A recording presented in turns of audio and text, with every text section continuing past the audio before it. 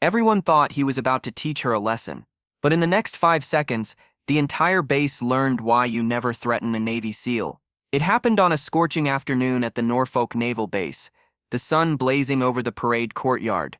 Soldiers had gathered in quiet clusters, whispering as the argument between the commander and Lieutenant Claire Hayes grew louder by the second. Before I tell you what happened next, tell me in the comments where you're watching from. I love knowing who's listening. Commander Blake, a seasoned officer with 30 years of service and a temper to match, stood inches away from Claire, his face red, his jaw tight, his grip locked around a black 12-gauge shotgun. The metallic glint of the weapon caught the sun, its shadow cutting across the concrete like a threat. Claire didn't move. Her navy blue digital camouflage uniform shimmered slightly under the daylight heat, the sealed trident patch on her arm visible, silent proof of who she was. Her tan boots were dusted with gravel, her hair pulled tight in a bun, her eyes locked on his. "You lied to me," the commander barked, his voice echoing across the courtyard. "You went against orders." Claire's breath was steady, though her pulse thundered in her ears. Around them, 3 soldiers stood frozen, eyes darting between their superior officer and the young woman he was threatening. One of them took a hesitant step forward, then stopped, unable to process what was happening. "I followed the mission, sir," Claire said quietly. "The way I was trained to."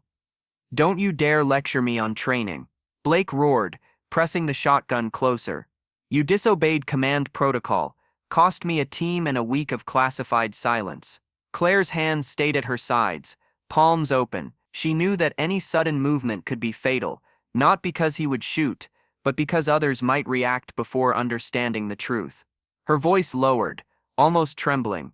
"Those men you think I lost, I pulled them out myself. Check the satellite logs." The commander hesitated, his knuckles whitened around the gun's grip. "You expect me to believe that?" "Believe what you want, sir," she said, eyes steady. "But if I hadn't broken protocol, we'd be burying them right now." A ripple of silence passed through the courtyard. Even the flag above them seemed to pause in the air. Blake's breathing was sharp, erratic, caught between rage and realization. He looked into her eyes, and for the first time saw not defiance, but truth. And regret hit him like recoil. The shotgun lowered slowly, its barrel dipping toward the ground. Around them, the soldiers shifted, their tension breaking into uncertain relief. Claire exhaled, her shoulders trembling as the adrenaline began to fade.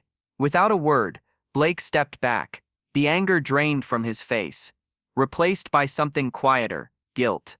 He turned, barked an order for everyone to clear the area, then stood alone in the sunlight, staring at the weapon in his hands.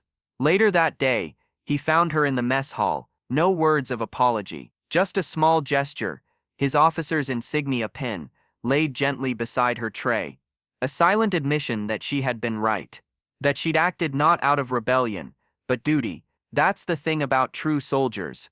Their battles aren't always fought on the field. Sometimes they happen in moments like these, under the weight of misunderstanding and pride. Weeks later, word of the standoff spread through the Navy like wildfire.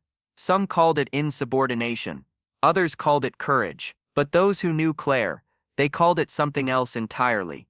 Restraint. Because even when a gun was at her chest, she chose control over fury. Because courage isn't about firing back, it's about standing your ground when the world demands you break.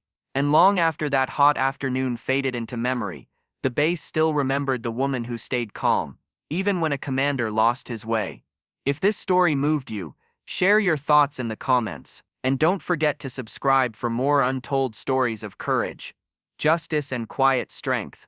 Only here, on Relieved Stories.